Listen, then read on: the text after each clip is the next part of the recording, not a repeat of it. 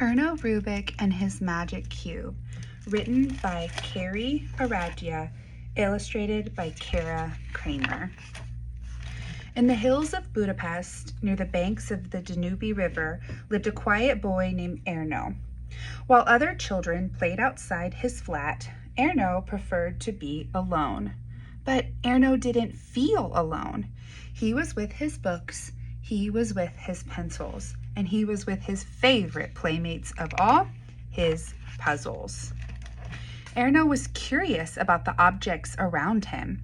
What did they look like on the inside? Drawing them helped him understand the world. He was also curious about geometric shapes. How many ways could he fit them together? Tangrams, pentominos, and pentacubes helped him imagine all the possibilities. Erno thought the three-dimensional objects he created out of his little cubes were beautiful. Erno thought nature was beautiful too. Every summer he traveled to Lake Balaton with his family. The warm air, clear water, and swaying of wild reeds along the shore inspired him. So did the days and nights he spent sailing the lake in peaceful solitude. As the summers passed, Erno studied art. He studied architecture. He became a teacher. Erno built models to teach his students about three-dimensional objects. He was most curious about cubes. He wondered, would it be possible to build a big cube out of smaller cubes that moved around each other and stayed connected? He decided to try it.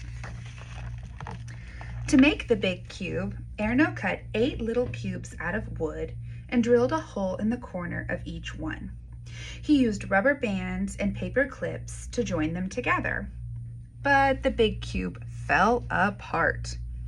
He tried fishing line, but the cube crumbled again. Erno was determined to figure out this puzzle. He started over. This time, he cut 27 little cubes out of wood. He arranged them in rows of 3, then 3 rows of 3 on top of those, and then 3 rows of 3 on top of those. Then he removed the little cube in the center. The others would move around each other better that way. But he still needed something stronger than rubber bands or a fishing line to hold them together. What could that something be? Erno thought about it for 1 day. He thought about it for 2 days. And many days later, when he had stopped thinking about it, he went for a walk. Erno wandered the busy streets of Budapest and made his way to the banks of the Danube. Like the summer lake from his childhood, the river was peaceful. As he walked along the water, Erno noticed how easily it moved around the smooth, round pebbles that dotted the shore. What if he filled the hole in the center of his big cube with something round, like the pebbles? The little cubes could slide around it. And then if he attached the little cubes to this round something, the big cube would stay together. His heart pounded faster than his feet against the cobblestone. Erno sketched, cut, sanded. Erno drilled, screwed, assembled. One last touch, and Erno's cube, made of 26 little cubes and 1 round mechanical core, was complete. Erno thought the three-dimensional object he had created was beautiful. As he twisted and turned, a parade of colors, yellow, orange, green, blue, red, white, danced between his fingers. It was pure magic. He didn't know it yet, but in solving one puzzle for himself, 29-year-old Erno Rubik had unexpectedly invented another one for the world. In the years to come, more than 1 billion people would hold his magic cube, twisting and turning and twisting, trying to solve the most popular puzzle in history. The magic cube. If you think Erno Rubik knew how to solve the puzzle he'd invented, you'd be wrong. That's because he never intended to invent a puzzle at all. It was only after twisting and turning the three-dimensional object and losing track of its original position that he became curious about how to restore order to the chaos he'd created. Today, you can find books, websites, and videos to help you solve the cube.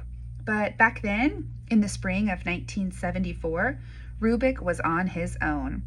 It took him about a month to find a solution, and he did it using a combination of intuition and logic. He named the puzzle Bruvaskakcha, or the Magic Cube, and it was released in Hungary before being rebranded as the Rubik's Cube.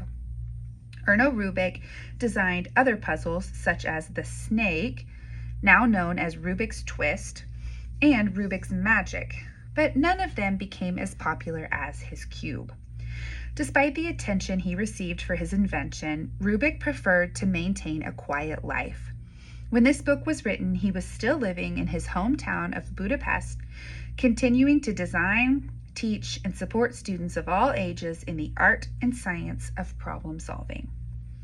By the numbers. 1 Rubik's Cube equals 1 mechanical core plus 26 little cubes called cubies. 26 cubies equals 6 center cubies and 8 corner cubies plus 12 edge cubies. 1 Rubik's Cube equals 6 sides. 6 sides times 4 positions in space when any side faces up equals 24 positions in space. 6 sides times 9 stickers on each side equals 54 stickers. 43 quintillion ways to scramble it, but only one solution.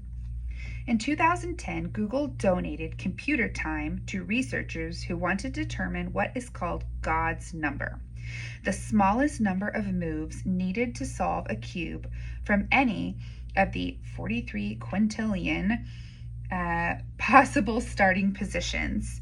It took 35 computer processing unit years to discover that the answer is 20. Author's note. I was born in 1974, the same year as Erno Rubik invented his magic cube, and was 6 years old when it was rebranded and landed in America. Of the 200 million Rubik's Cubes sold worldwide between 1980 and 1983, one belonged to me and my brothers.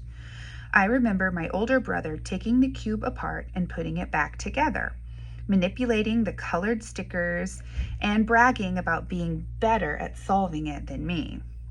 Although I never mastered the cube the way my brother did, I always had a fondness for puzzles and an admiration for their creators.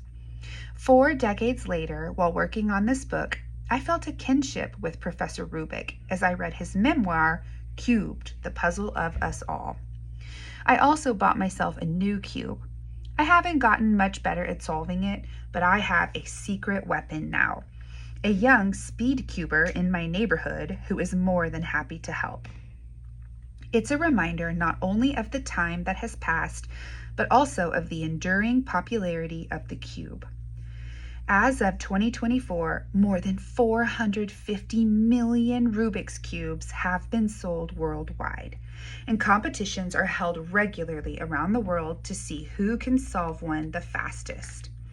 In June 2023, Max Park set a new world record by solving the 3x3x3 cube in just 3.13 seconds. Other feats have included solving it blindfolded, with one hand, or using feet instead of hands.